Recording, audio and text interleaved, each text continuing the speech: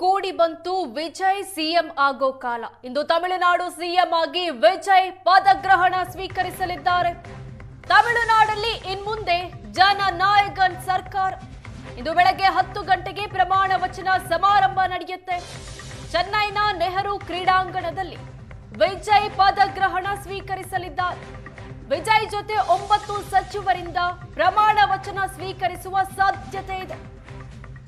ಕೊನೆಗೂ ಹಲವು ಕಸರತ್ತುಗಳ ಬಳಿಕ ತಮಿಳುನಾಡಿನ ಸಿಎಂ ಗಾದಿಗೆ ಏರಲಿದ್ದಾರೆ ದಳಪತಿ ವಿಜಯ್. ಇಂದು ತಮಿಳುನಾಡು ಸಿಎಂ ಆಗಿ ವಿಜಯ್ ಪದಗ್ರಹಣ ಸ್ವೀಕರಿಸಲಿದ್ದಾರೆ.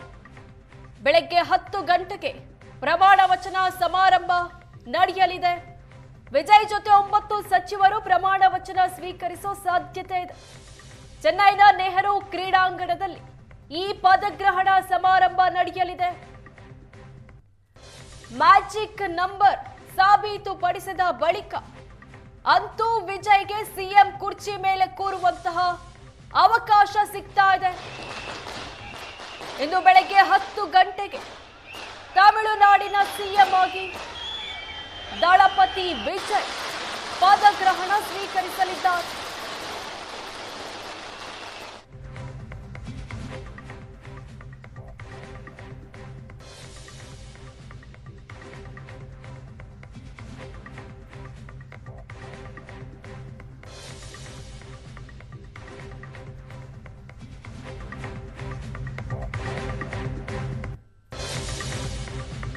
ತಮಿಳುನಾಡು ಸರ್ಕಾರ ರಚನೆಗೆ ವಿಜಯ್ಗೆ ಇದ್ದ ಅಡ್ಡಿ ದೂರ ಆಗಿದೆ.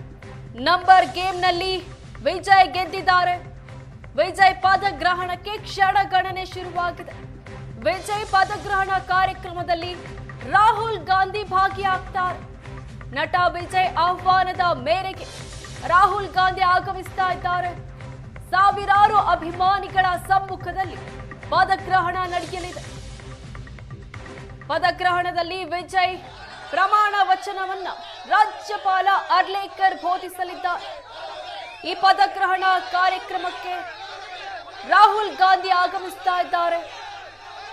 ವಿಜಯ್ ಆಹ್ವಾನದ ಮೇರೆಗೆ ರಾಹುಲ್ ಗಾಂಧಿ ಕೂಡ ಪದಗ್ರಹಣ ಕಾರ್ಯಕ್ರಮಕ್ಕೆ ಸಾಕ್ಷಿಯಾಗ್ತಾ ಇದ್ದಾರೆ. ಸಾವಿರಾರು ಅಭಿಮಾನಿಗಳ ಸಮ್ಮುಖದಲ್ಲಿ ವಿಜಯ್ ಪದಗ್ರಹಣ ಸ್ವೀಕರಿಸುತ್ತಾರೆ.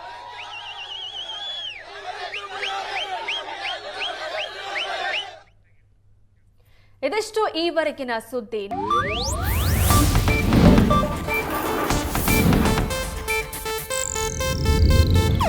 ಇದು ಏಷ್ಯಾನೆಟ್ ನ್ಯೂಸ್ ನೆಟ್ವರ್ಕ್ ಪ್ರಸ್ತುತಿ.